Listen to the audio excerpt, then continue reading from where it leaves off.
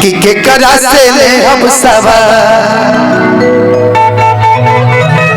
कि भत्ता दे आई है होली के बाद बोला का करबू कि देवरा तो कोइल सो कैसे रहब भगवा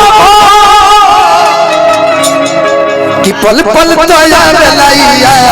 भत्ता दे आई है होली के बाद केकरा से ले हम सवार भत्ता दे आई है होली के बाद हमें तो लूट लिया मिलके हुस्न वालों ने हमें तो लूट लिया मिलके हुस्न गोरे गोरे वालों ने कल कल वालों ने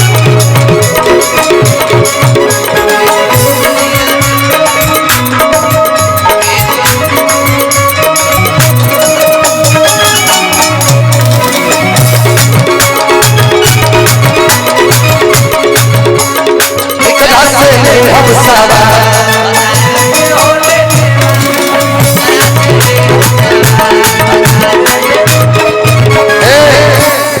अच्छा कि हमार तड़पे जवानी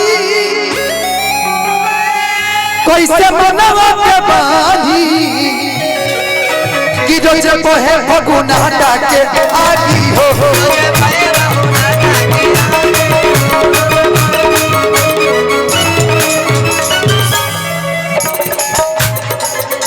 मदद के परेशानी केहू दोसर का जानी जब मदद न दर्द का जानी हो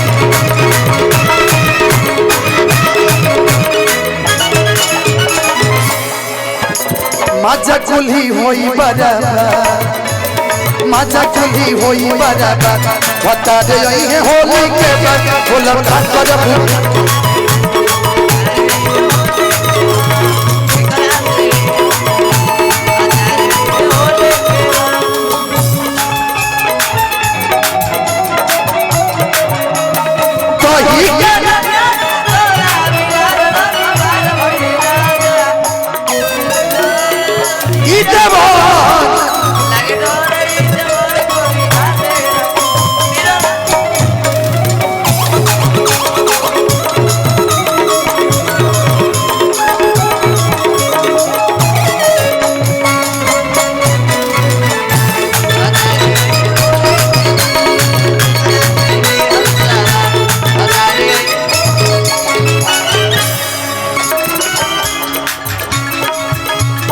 गीत के अंतिम लाइन ओकरा बार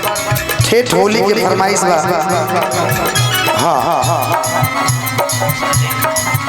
काहे कइला गावनवा समझे हाथी सजनवा जब जाए के रहे लोधियानवा हो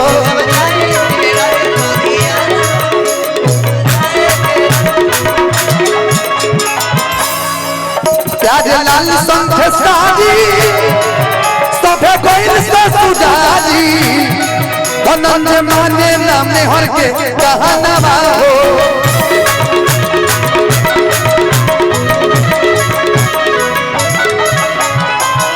आ गइले घरे आजा